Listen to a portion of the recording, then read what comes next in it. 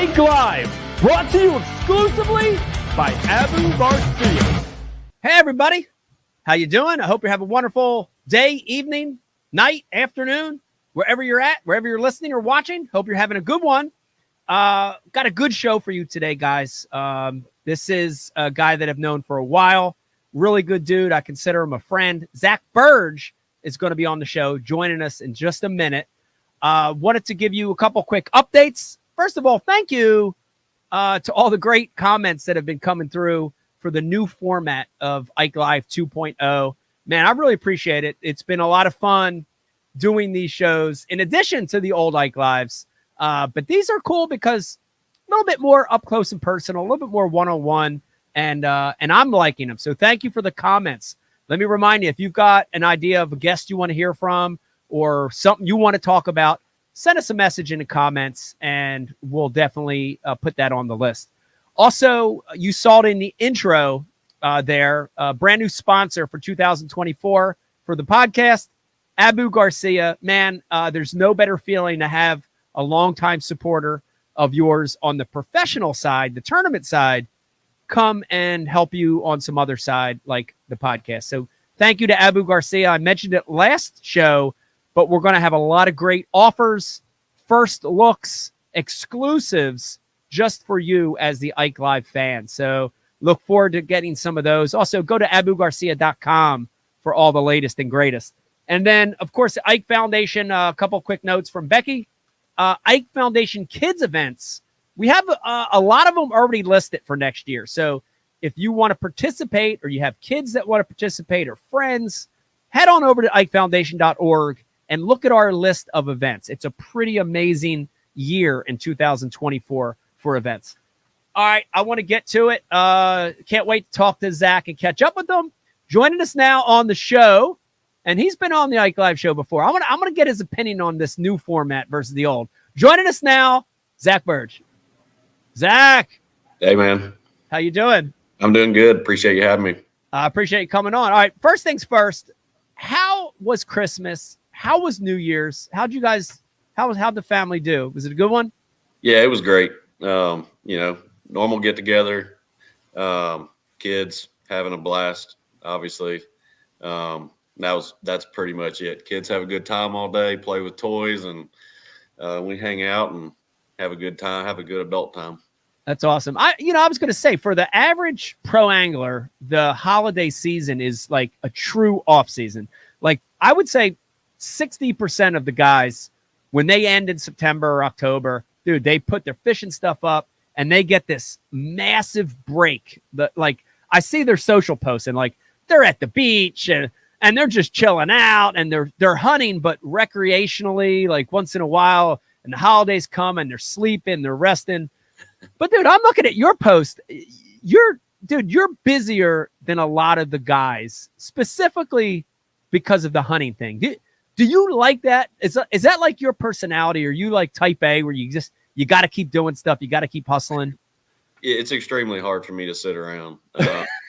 Like when I have nothing to do, it's just really hard for me to sit around and not do anything. That's just kind of how I've always been. There's days where I like kick back somewhere where it's quiet and might take like a 15, 20-minute power nap and I get up and I'm ready to go again. But it's every day. It's something. And it seems like, tournament season's fairly busy.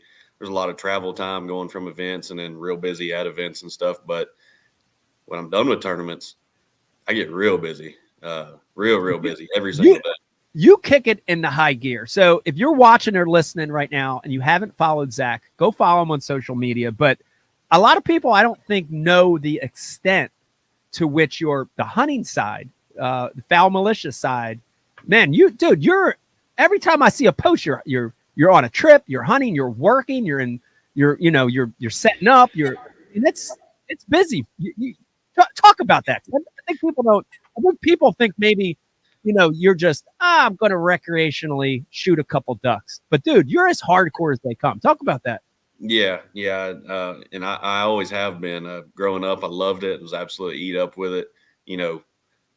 Years ago, it's just something I've always loved to do. So when we moved out here, nobody duck hunted hardly.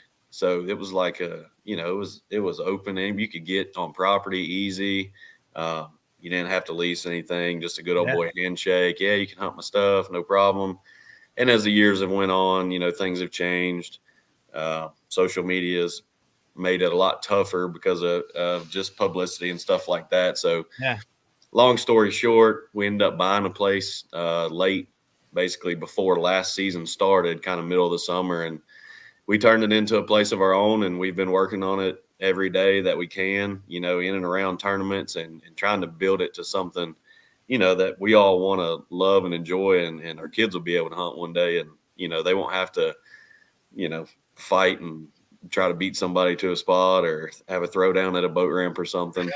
They won't have to go through that, hopefully. And our long-term goal is to add more properties here and there and eventually have places we can just rotate through and have as our own. But we looked at it as, we can sell hunts for 5 or 6 years, pay for this place. And then after that, it's ours. And we can continue to run hunts and pay for another place, and just kind of add on to it. So it's nonstop work around here for that, but I absolutely love it, and I don't shoot as much as I used to. To me, it's not about the shooting. I'd rather see customers with smiles on their face, and I'm doing my job to put ducks in front of them so they can shoot and pull the trigger and have a good time and holler. And, at the end of the day, they go home happy. Everybody's happy. And I tell them all the time, I promise you there's nobody that wants to shoot a duck worse than me. And I will do my absolute best to put them right in front of you. And that puts a smile on my face every day when I get to do that. That's awesome. There's two things that make that super, super awesome. The one is, dude, you had the wherewithal to build a business, like a secondary business. Like that could be a whole nother podcast. Me and you could talk for hours about that, because I'm so impressed with guys like yourself that have been able to do other things because, the fishing industry is shaky, to say the least. So it's great to see you build that business. It's so awesome. But the other part of it is, dude, I want to really legitimately copy what you just talked about, because Becky and I have been looking to do something like that on the fishing side and, around here. And the hardest thing that we're encountering is finding the right property. There's just not a lot of it that fit the bill for that. But very, very, very excited that you did that, because that's honestly, for me, that's a dream too. Like I would love to do something very similar to that. So it's gotta feel good too, right? That to have something like that and know that it's yours and know that, you're building a legacy, whether it's for your kids or for other people to enjoy the sport. You're building that feels good. It's got to. Right. Yeah, it does. We never had a place that we could call our own growing up and stuff. And we were always hunting public ground, and we still do a bunch. And we travel and go places. We hunt 99% public ground. Yeah. And it's great to have that, but it's getting so much more hard to find good places, and you got to work so much harder to, make it successful and stuff like that. So, the group of guys that are in this with me, they're all like-minded. They're all, we have everything in common basically. And we all had the same goal with it. Was this is a place that we call our own. We'll be able to pass it on, and we'll be able to bring people to it and show them what it's really about and how things should be done, and teach them a lot and ways to hunt the right way. That's what I really enjoy. That's awesome. Now I have did a little preparation for the show, and I have an exact quote from someone about how much you like waterfowl hunting. And this is from Ryan Salman. Ryan's been on the show. Good dude. I know you travel a little bit with Ryan. And his exact quote is, "I don't know how Zack catches any fish, because all he wants to do is watch hunting videos all day when we're rooming together." So that came directly from his mouth. So I thought that was interesting, because he said that, and I couldn't even imagine. Like, I'm closing my eyes, because like in a bass tournament, I'm so like freaked out. I'm like tying baits on till like 10 o'clock. I get back and I'm looking at maps, and I'm like so like overly type A personality about what's happening. And then I was like closing my eyes thinking, hey, here's Zack just suspicion and watching videos. Is that true? Is he exaggerating, or is that true? No, he's telling 100% the truth. when I go to a tournament, and I've had to stop and think about this stuff, because when I stress myself out about a tournament, like trying to think about every aspect of it, like you just described, stay out till middle of the night, tying stuff on, changing baits, changing lures, thinking about all these other places I need to hit the next day. I do worse. Right. It's just, right. I think I overthink it, and I just second guess myself so much. Whereas if I just show up and just go, Yeah. I end up making better choices. I don't feel like I'm overwhelmed throughout the day and I'm rushed to do things. So when, like what he's described, and when I get done, I usually come back to the house, we'll eat something good. Normally kick back and watch hunting videos or something. I try to take my mind off of it for a little while, just to kind of kick back and relax a little bit.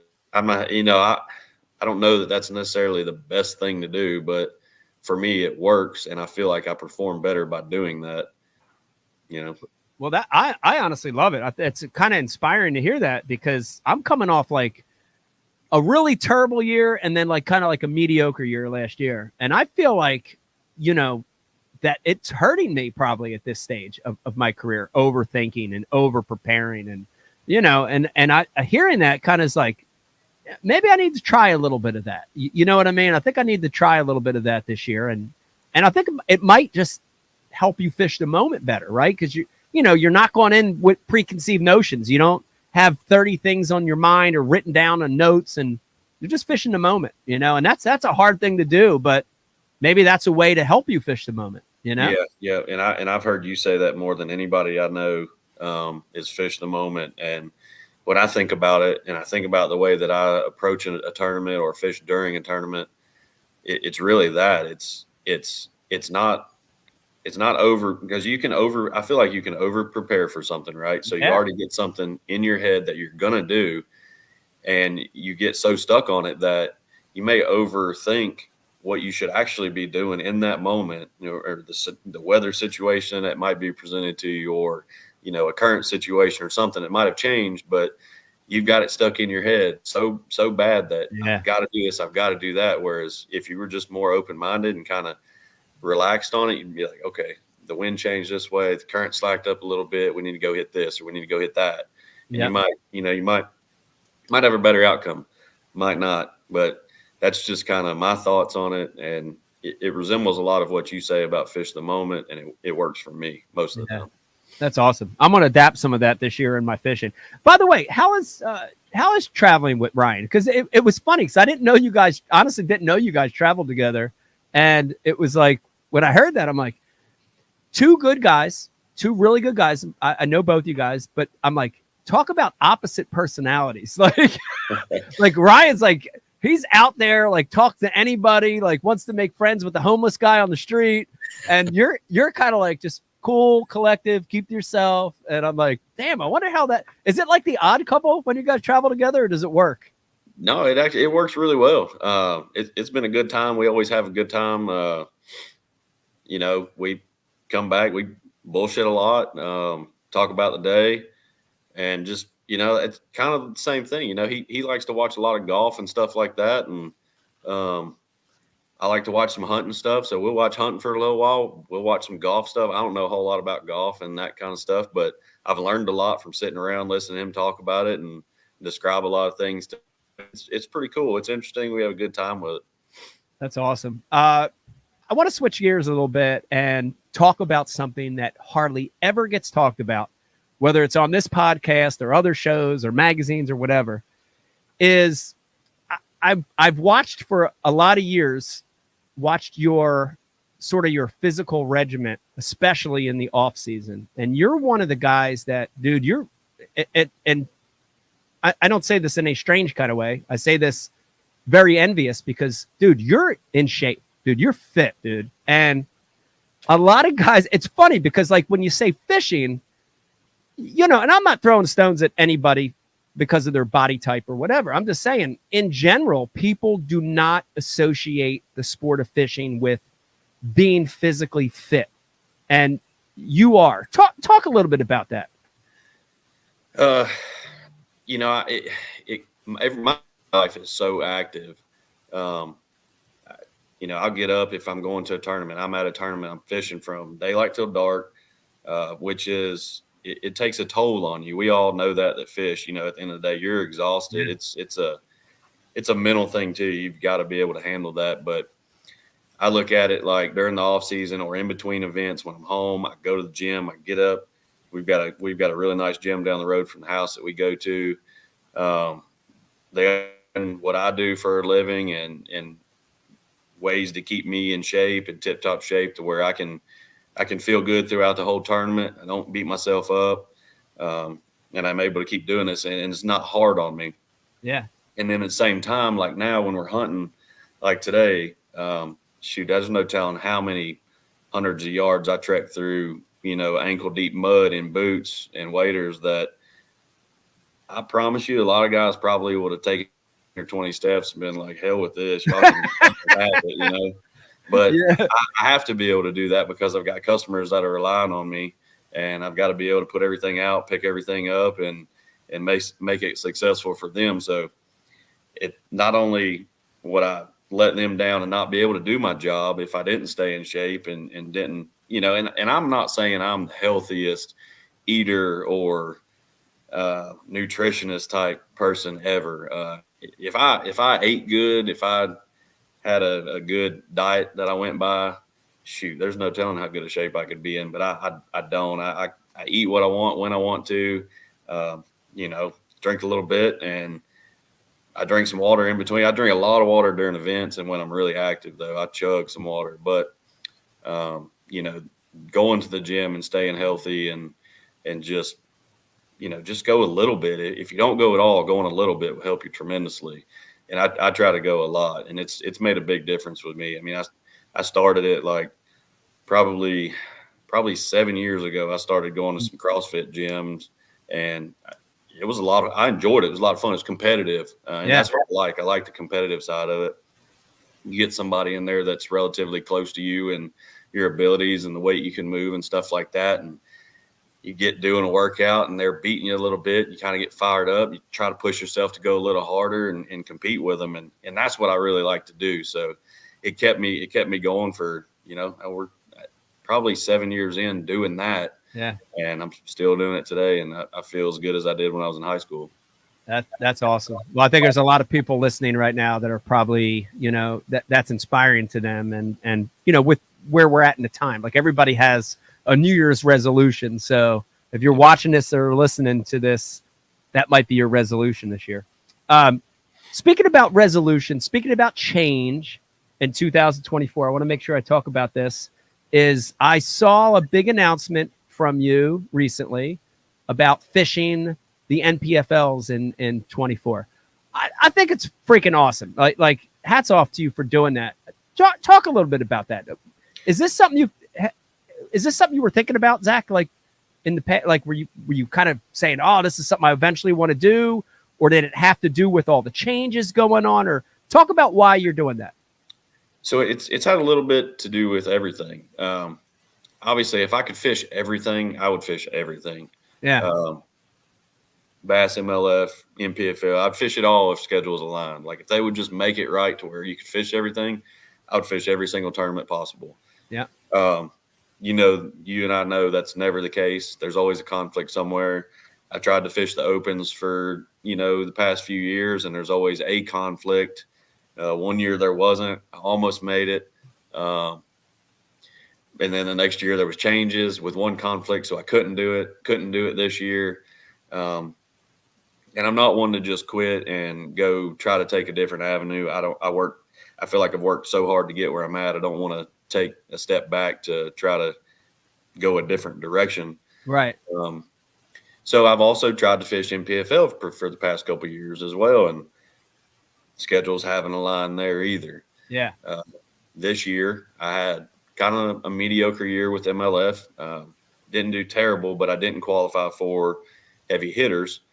So that eliminated one conflict of two that they had with their schedule. The first one being in 3 weeks down at when I'm at Toledo Bend, they've got their first event. So I'm not going to be able to make the first one, but that leaves 5 more that I can go to and fish. And I've talked to Brad and them several doing it, and they're always extremely helpful, and they really want you to be there. And I've known Brad for a couple of years, a few years now, for working with Omega, and great people. We're going to get along great. We're going to have a really good time, and I'm looking forward to that. That's what I need right now in my bass fishing days. Yeah. Well, I two things. The first one is I agree with you 100%. I wish we were at a state in fishing where the leagues got along, or at least cooperated. Maybe get along isn't the right word. I think cooperates a little bit. Yeah, I wish they would cooperate so a guy could fish the Opens and the BPTs and the NP. Like, you know what I mean? Wouldn't that be awesome? So you're right. I wish that was there. And then the second thing is, I got to be honest with you, man. And this is, I think, the first time I've publicly said this. I feel bad that when the NPFL started, I kind of not gave him a lot of shit, but I was kind of like skeptical. You know what I mean? Like, I was like one of those guys sitting on the sidelines like, oh, great, just what we need, another professional circuit. That I was that dumbass. I actually feel bad about it because I've watched those guys now from afar. I think they're going on their fourth year. Is it 4 or maybe even 5? It's been a while. Yeah. And they've done a heck of a job. I like the coverage. I like that they're providing more tournaments for us to fish. I like a lot of what they're doing. So real quick, let me look in the camera. NPFL guys, I'm sorry. I was a doubter in the beginning. You guys are doing a good job. Congratulations. So I'm excited to see a fish over there this year. It's nice because I have fun tuning in and watching that. If there's not an elite event going on or whatever, I watch them. And those guys, the coverage those guys, Fat Cat, those guys do are so good. So I definitely looking forward to you fishing over there. Is there one of those events that of the 5 that you're looking at and being like, yeah, that's the one I'm going to win? Or are you just excited about all of them? And I'm just excited about all of them, honestly. I've looked at the schedule. I haven't put a lot of effort into it as far as looking at things and trying to break anything down yet. So far out for me, and I literally have so much on my plate here at home hunting right now and taking customers that I can't even hardly think about tomorrow yet, much less, a couple months down the road at a tournament. So much is going to change between now and then. So yeah, I've tried to get through today, and then I'll get through tomorrow when it comes. And then when the tournament comes around, starts getting close, I'll be prepared for it. But yeah, I don't really know one more than the other that will benefited better too. Yeah. Well, very, very excited to watch you fish over there this year. It's funny because today we had texted back and forth, and we found today as the day that we were going to do this podcast. And it just so happened that this morning on my social media, I made an announcement this morning that no longer with Rapala VMC. And it's crazy because like in the last, let's call it 2 months, I've seen more guys changing or, announcing that they've lost sponsorships and title sponsors, and they're changing this. And I'm a victim of it too. It's crazy what's going on. I guess the question I have to ask you, because I can't fucking figure it out. So I need to ask as many people as I can. What the hell's going on in the fishing industry right now, Zach? Because listen to me. If you like, it's like this fear. There's like, it's hard to describe because if you're listening to this podcast right now, you're not in the fishing industry. Everything might seem status quo, but there's this fear in the fishing industry right now. It almost feels like 2008 when the economy like tanked, but the economy's not terrible right now. Like things are okay, but there's this really weird thing going on in the industry right now. What the hell's going on, Zach? What's happening? Man, I would love to be able to give you the answer because I've been in the same situation, the past couple of months. And yeah, it's funny. I was talking to a buddy of mine last night that has been with the company for 8 or 9 years now. And the reason they partnered at the beginning was because of his name and his brand that he was building. It right? So now 8 years have gone by, and they're potentially parting ways because his actual real name isn't popping up on Instagram. It's his name that he's gone by for years, that everybody knows his brand by. And I'm like, is this some bullshit excuse, or are you just coming up with stuff to let somebody go? Like that doesn't even make sense to me, right? And then, I had a deal with a company that just up and disappeared this year, which caught me completely off guard. Yeah. I don't understand why. I was given an answer of sales and quality content was the reasoning for the partnership going different directions, right? And I look back at it, I'm like, all my obligations that I was supposed to do, I went above and beyond. I did more than I was supposed to. I gave them more. I actually went out of my way to start the Birge Bites videos that we're doing every Monday. I gave them that in addition, and it was presented by them. And they parted ways with me out of nowhere. And I could not get a straight answer. I don't feel like the answer I was given was the right one. I went back and tried to renegotiate at a little lower, costs and stuff like that to keep the partnership going, because I really enjoyed it. It was good because it was on the water, off the water, hunting, fishing stuff. Felt like it was a great connection. And it just disappeared. I don't really understand why. And I don't feel like I was given the right answer, but it is what it is. At the end of the day, I can't change what they want to do, and I can't make them say yes or no. So it is what it is. I'll move on. I can regroup from it. I can make up the loss, and it's not a big deal. But it's a very strange time, and I don't like it a lot.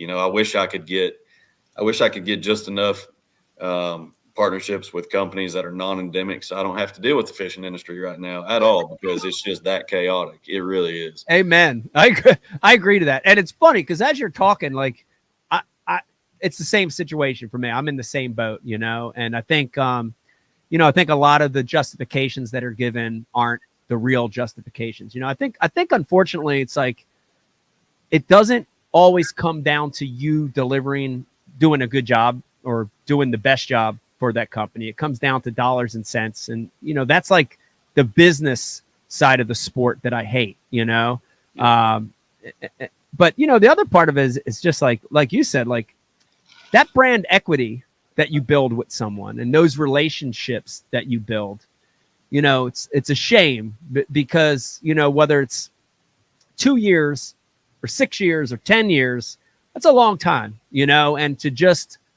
terminate a relationship based on dollars and cents, without any negotiations or point of, you can't meet somewhere. Yeah. That's sad when it comes to that. It is. I've seen before though, and I want to make sure I mention this, and we don't even have to name the sponsor, but I can't remember how many years ago it was, Zach, but I remember that you had a situation come up where the sponsor sort of didn't fulfill their end of the agreement, and you did something that very few anglers do. And I remember saying, oh God, this is what we all need to be doing from the very beginning, which is, you were like, man, I'm not putting that logo on, like, and you actually like blacked out a logo. And I thought that was awesome, but you took a stand saying, hey, I got value. Like having a relationship with a professional angler at the top of his game has value. I love that you did that. Why do more anglers not do that? Why do more anglers, why do they work for nothing? Why do they, get the short end of the stick and just live with it? Why don't they stand up for themselves? Well, there's a lot of problems with that. One, initially, when you're doing it for a living, obviously you want there to be some kind of financial support there for you to be able to do it, unless you're just made for money, which I'm not.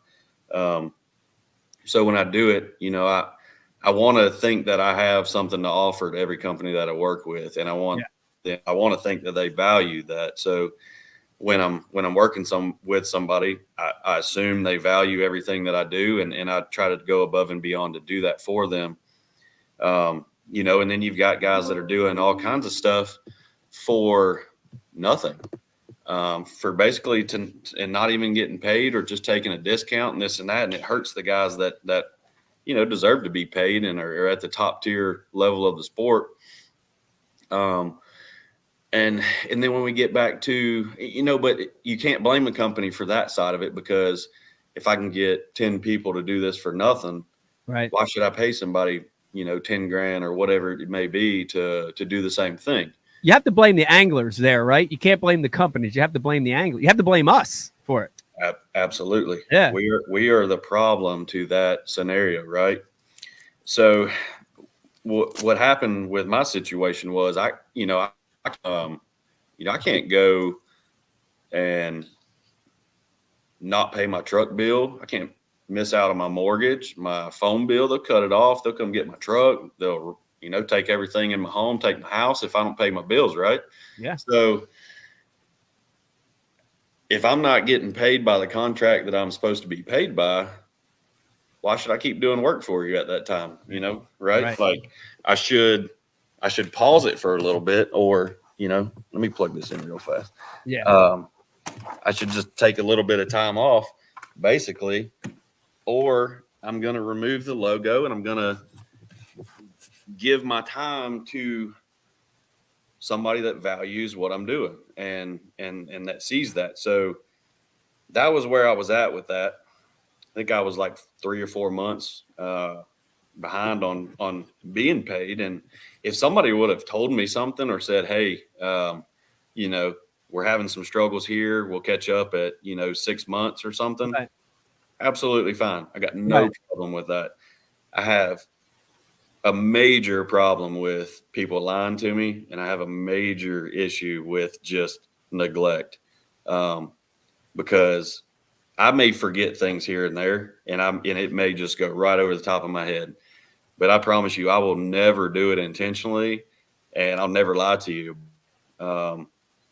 That's just how I am, and I've got a big issue with being lied to. I don't like that. You lie to me once, we're done. Like I'm not gonna do business with you or be a part of anything that you're associated with from that point forward. Yeah. But it had a really good outcome. We got paid. Several of the other guys that weren't being paid got paid, and then you know, we ended the contract after that, and I was out of it. I didn't really care to be a part of that anymore anyway. So yeah, it worked out good for everybody. That's awesome. Well, it's good to see you stand up and take a stand, and I don't think enough anglers do that. So it was great to see that. You know, as we were talking about those couple topics, it started to go in my mind a little bit that it seems like lately, maybe this is part of this whole weird shit going on right now. It seems like lately sponsors they place less value on having an association with a pro. They're not taking into account the importance of pro endorsement or sponsorship. It seems like to me that's gone away. Why is that? Like in a day where content and media and visibility is at an all-time high, why do you think companies are less, you know, pro endorsements than they were before? Why is that? You know, I'm not real sure. A lot of them are content based, like you said. They want to see content. They want more content. They're taking a value off of social media stuff like crazy, views and impressions and stuff like that. You know, how many posts you make per day is a big thing. Yeah. Like most people don't make a post per day. They may make one a week or something. I try to make 1 or 2 a day if I can, whether it's product related or not, just relative to everyday life stuff. And if it's in a position where it naturally comes, where a product can be in the background or can be involved with it, then that's a great opportunity to add something for them. That's realistic. It's not something that's scripted or you know, not real. And that's what I like to do. But I don't know if it's a lot of companies may value like YouTube stuff more than like an actual professional athlete or fisherman, their content. Um, I don't necessarily think that there's more value to YouTube than there is words coming directly from like a professional angler like yourself. I think you know, if I heard you say something, it would mean a lot more to me about looking at a product or potentially purchasing a product than it would be somebody just rambling on YouTube that fishes a pond 3 days a week and catches the same fish every day. Yeah. And you got companies that I feel like are that way, but then you've got companies like, Mercury is a company that, for me, they really, really push hard on social media. That's what they want to see. And Lowrance is the same way. So I try to do my very best for them on that side of things. And it's paid off for me. Enjoy what I do. And we get along great because of it. And it lets me know that I'm doing my job and that everybody's happy. And so I'm going to keep doing what I'm doing there and try to look for ways to improve on that and do more for them. Yeah. Yeah. It's awesome when, you do have good relationships, and I do, and you do, where companies value your experience, right? Because that's, companies coming in, and I think you hit it on the head, having a relationship with someone that this is what they do, right? You've been doing it a very long time. I have too. That has value to it, those years of experience. And I love companies that know that and understand that. But it surprises me how many companies don't. How many companies don't see those years of experience and realize that has a worth to it. Right. Look, I've been working my way up since high school level to get to where I'm at now, and it's not worth anything.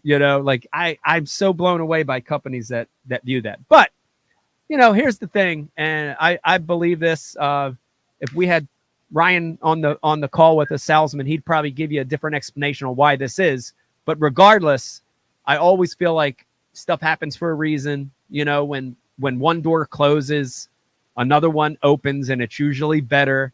And it's happened too many times in my career. I can tell you, where something goes away and you're kind of hurt and devastated, and then something better comes, and then like a few years later, you look back and you're like, oh, thank God that happened. Yeah. Yeah. It's funny how things like that work out. I had a real similar phone call after that separation with myself and that other company came out of nowhere. I was so messed up in the head about it and just confused because I didn't see it coming. Everything I'd been told leading up to that, where you're doing a great job, we couldn't have picked a better team, blah, blah, blah. 3 weeks later, we're not going to be able to work with you in 2024. And I'm like, what? Wait a minute. That doesn't even make sense. You should have told me I was doing a terrible job then, and we're going to have to go somewhere else. Right. So I was so messed up about it, and just constantly thinking, where did I go wrong? What did I do? And I even talked to a buddy about it yesterday. Actually, I asked him, I said, do you think I did anything wrong, or did you ever see anything that might have? He said, no, you did great. And I talked to Mark Rose quite a bit, and he kind of eased it on me as, he said the same thing you did a minute ago. When one door closes, another one opens usually, and some better things have come out of it. So that kind of made it a little easier on me, made me not think about it so much. I just hate letting people down. I hate thinking that I've done something wrong. Right. So that was the biggest thing for me. But bigger and better things usually come. Yeah, I agree. I think that's the case. It'll happen for you, and I think it'll happen for me too. Zack, before I let you go, I've got this thing that we've done on a few of the regular Ike Live shows before. Oh, by the way, I wanted to ask you at the very beginning of the show. Now that you've been on both, do you have a preference? Because the fans like both. I've got fans of the show that are like, oh, no, you need to be drunk. Why aren't you drunk? And why aren't your buddies yelling at you? And I have other fans of the show that are like, dude, this podcast is way better than sitting through 4 hours of that other shit. So, so as a guest on the show, which one have you liked better? You've been on both of them. Personally, it doesn't matter to me. I like both. I really enjoy both, which is not the answer you're probably looking for.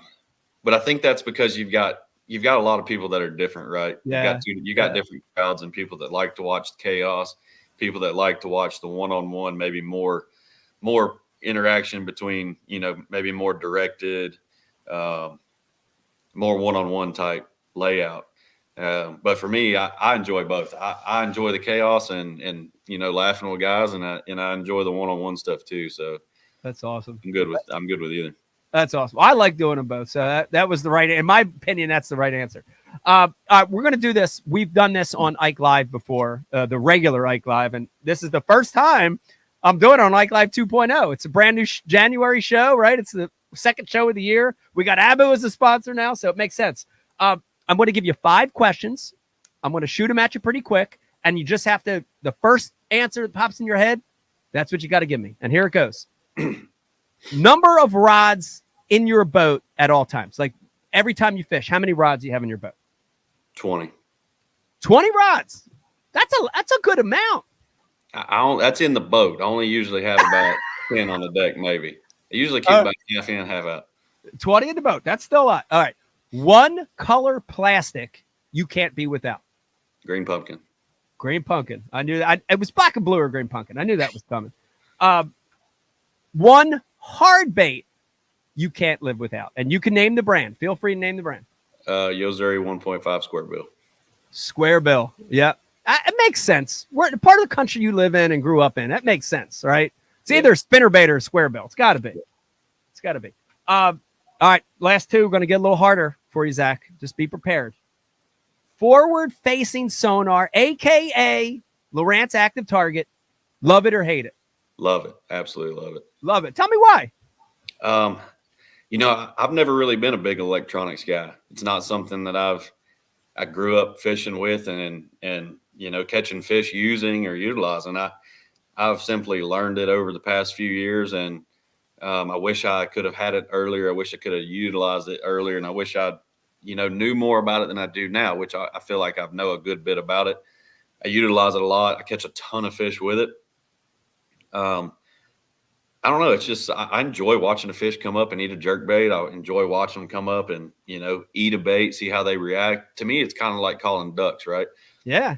When I'm calling ducks, I like to see how they react to my call. I like to see how their cadence is and what they like to hear to put them right in front of us so we can shoot them.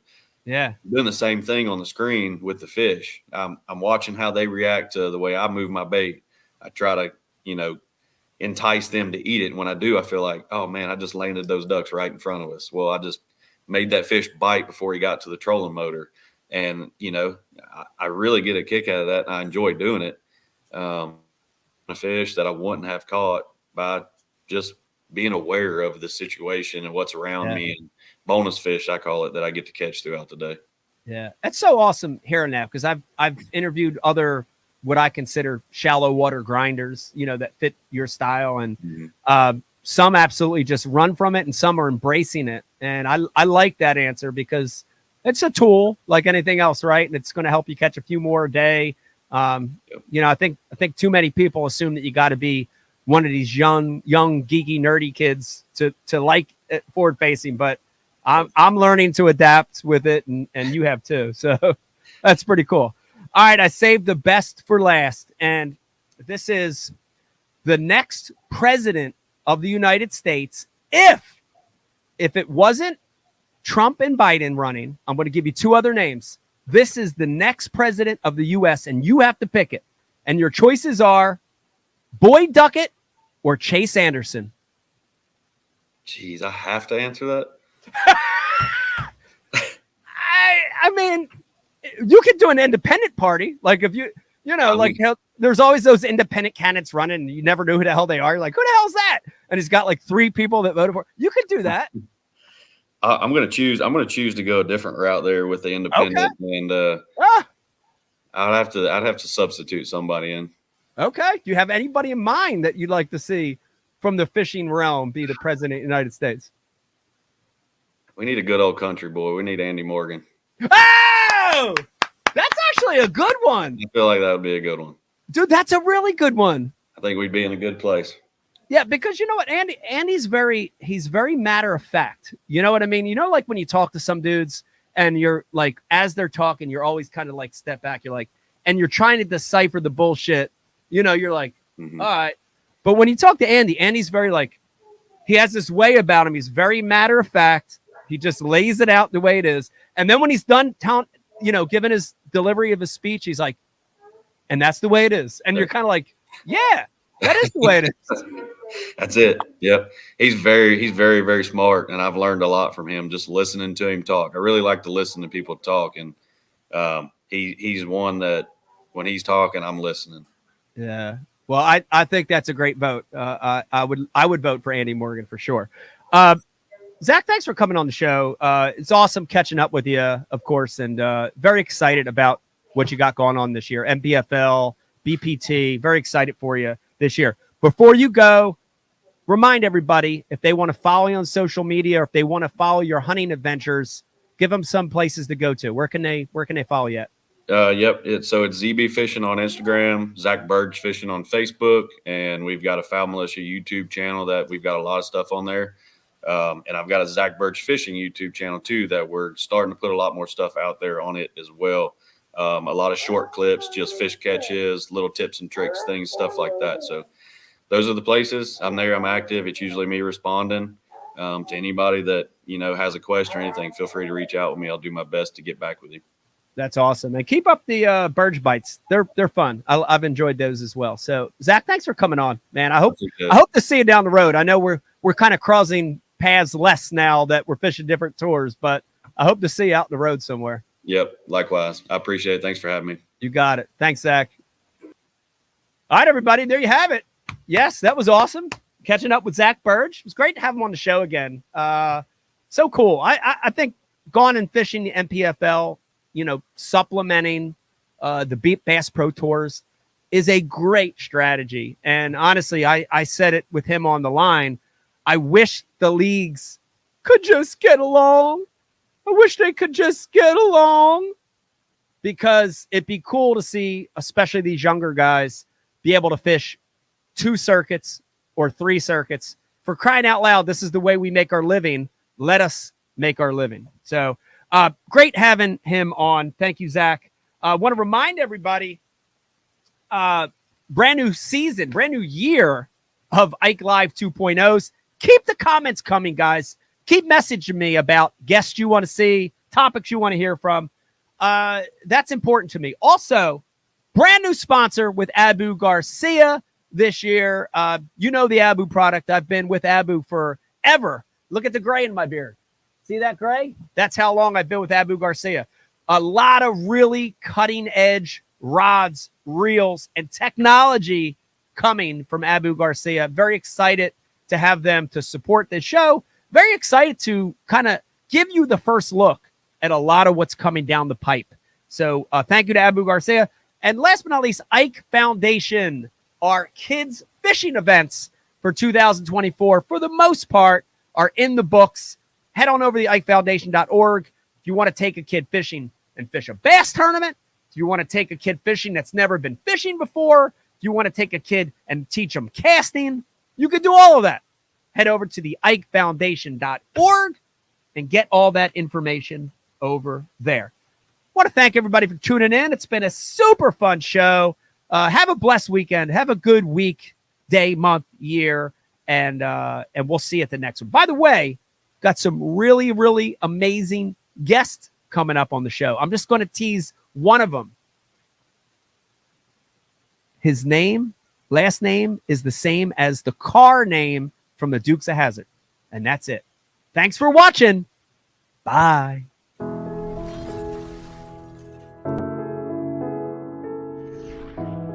Right now where we're standing, we're in Camden, New Jersey. Yeah. Philadelphia is right there. This is the concrete jungle. And, a lot of those kids, as they grow up, they don't fish. It's interesting because they're surrounded by water, the Delaware River, the Schuylkill, ponds, city park lakes, but they don't have the influence to cast, to fish, to have a rod and reel. And that became our focus, is to target kids in what we call non-traditional areas, urban areas, city centers, where the population's high. And let these kids have an experience. You know, it's amazing. I mean, some of the experiences we've had, whether it's Central Park in New York City, here in Camden, other parts of the country, even just casting. Yeah. It's unbelievable to see it, isn't it? Yes. It's unbelievable. Yes. And you know, you see these kids have this experience they've never had, and they light up, you know? The big thing, I think, for the Ike Foundation is we're not saying we want all these kids to become professional anglers. Yeah. It'd be great if some of them did, but we want them to have that fishing experience because it ties them to so many other positive things. The outdoors, nature, conservation. Ecology, you know, all these amazing things in life that maybe they wouldn't have been exposed to any other way. We're trying to help with that. So it's important. It's important for us. Yeah. We're proud of it.